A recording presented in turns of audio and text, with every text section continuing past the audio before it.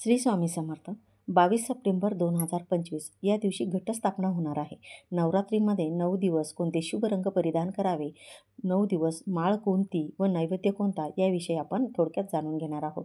पहिला दिवस हा शैलपुत्री मातेचा असून शुभ रंग पांढरा आहे व देवीला गावरान गाईच्या तुपाचं नैवेद्य अर्पण करायचं आहे. दुसरा दिवस ब्रह्मचारिणी मातेचा असून शुभ रंग लाल, देवीला साखरेचा नैवेद्य अर्पण करायचा आहे. तिसरा दिवस हा चंद्रघंटा मातेचा असून शुभ रंग हा निळा आहे व देवीला खिरीचा नैवेद्य अर्पण करायचा आहे.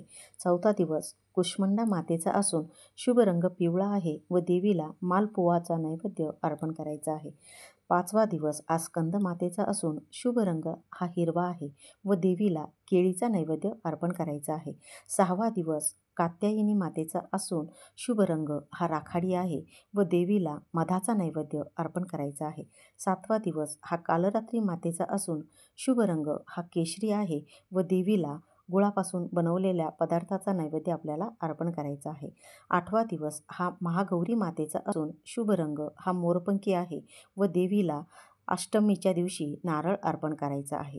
नववा दिवस हा सिद्धिदात्री मातेचा असून शुभ रंग हा गुलाबी आहे व देवीला या दिवशी तीळ अर्पण करायचे आहे.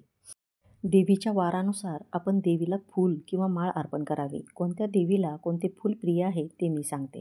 शैलपुत्री मातेला पांढरी फुलं प्रिय आहे, मग ती जाई जुई याची माळ तुम्ही देवीला घालू शकता. ब्रह्मचारिणी मातेला लाल फुले प्रिय आहे. चंद्रघंटा मातेला पिवळी किंवा नारिंगी फुले प्रिय आहे, मग तुम्ही झेंडू किंवा सोनचाफ्याची माळ चंद्रघंटा मातेला घालू शकता.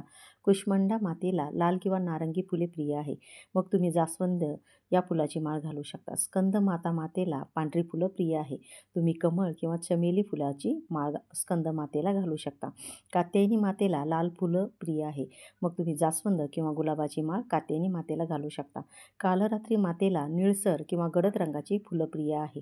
महागौरी मातेला पांढरी फुलं, मग तुम्ही कमळ किंवा मोगरा याची माळ घालू शकता. सिद्धदात्री मातेला कोणतेही शुभ फूल, विशेषतः लाल व पांढरी फुलं तुम्ही अर्पण करू शकता. श्री स्वामी समर्थ.